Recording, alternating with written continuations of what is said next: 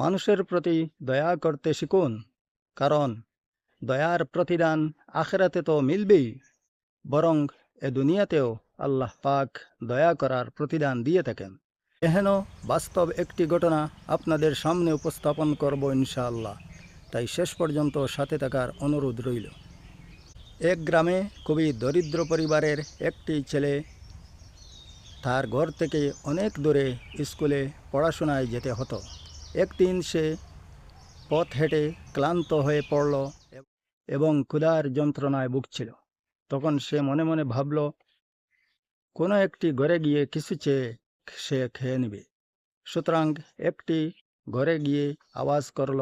ঘর থেকে একজন ভদ্রমহিলা বেরিয়ে আসলেন। তাই সে লজ্জায় খাবারের কথা না বলে তার কাছে একটু পানি পান করতে চাইল। অবশেষে ভদ্রমহিলাটি দেখেই বুঝতে পারলেন যে বালকটি ক্ষুধার্ত। তিনি তার সাথে পানি না নিয়ে এসে এক গ্লাস দুধ হাতে তুলে দিলেন। ছেলেটি দুধ পান করে নিল এবং তাকে ধন্যবাদ দিল। অবশেষে সে পড়াশোনা করে একজন বিখ্যাত চিকিৎসক হয়ে একটি চিকিৎসালয়ে চাকরিজীবী হয়ে গেল। এদিকে ওই ভদ্রমহিলাটি অসুস্থ হয়ে এবং নিরুপায় হয়ে ওই চিকিৎসালয়ে গমন করলেন এবং ডাক্তার দেখে তাকে খুব ভালোভাবে চিকিৎসা করলেন। কয়েক সপ্তাহ পর রোগীটি সুস্থ হয়ে উঠে পড়ল এবং তার কাছে বিলের কাগজ নিয়ে আসা হলো।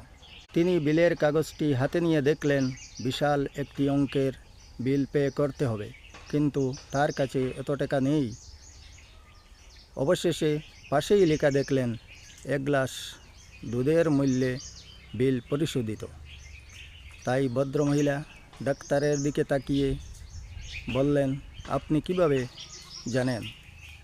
তিনি বললেন, আমি সেই ছেলেটি যাকে আপনি এক গ্লাস দুধ পান করিয়েছিলেন।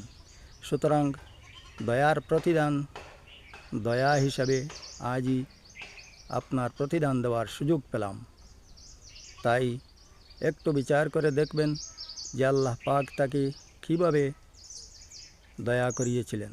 সুতরাং দয়া করতে শিখুন, কারণ দয়ার প্রতিদান আল্লাহ পাক ইহকাল এবং পরকালেই দিয়ে থাকেন। আল্লাহ পাক আমাদেরকে দয়াশীল হওয়ার জন্য তৌফিক দান করেন। আল্লাহুম্মা আমিন।